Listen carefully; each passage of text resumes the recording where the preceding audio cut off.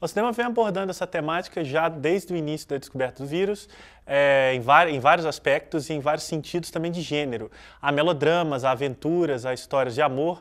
E o mais interessante é que a doença normalmente entra organicamente dentro das narrativas, ela é colocada como um elemento dramático que vai desembocar numa série de outros acontecimentos. Alguns filmes têm a AIDS como tema bem central, como é o caso do Filadélfia ou A Cura.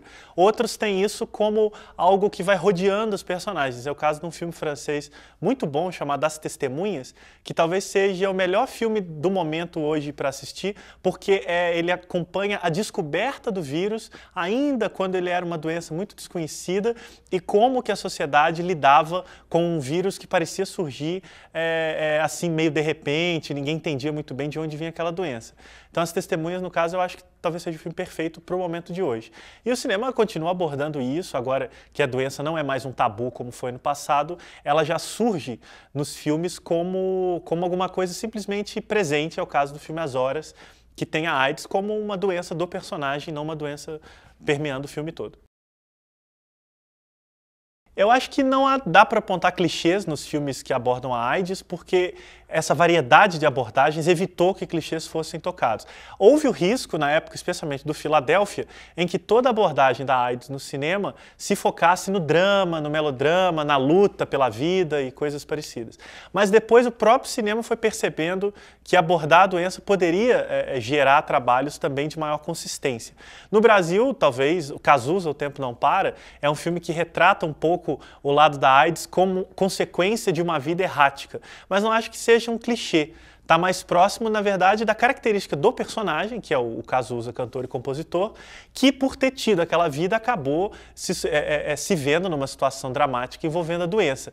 Mas a doença não veio por isso, na verdade ele acabou chegando à doença pelo comportamento dele. Então creio que o cinema ainda não chegou a tocar em clichês desse sentido, na verdade é tudo tratado de uma maneira até muito digna e muito natural também. A AIDS deixou de ser um tabu há um bom tempo e o cinema acompanhou isso de uma maneira muito orgânica. Creio que os filmes que têm a AIDS como tema ou como elemento são vistos tão bem quanto os que não têm, digamos assim, né? O próprio filme As Testemunhas, ele tem isso a partir de um certo momento do filme, não é o filme inteiro, e isso entra naturalmente na narrativa. O Cazuza também, né? Quem já conhecia a vida dele sabia que aquilo ia desembocar na doença que ele teve. E outros filmes, como As Horas, em que a doença também é um elemento constitutivo de um dos personagens principais, vividos pelo Ed Harris, ela também aparece de uma maneira muito natural.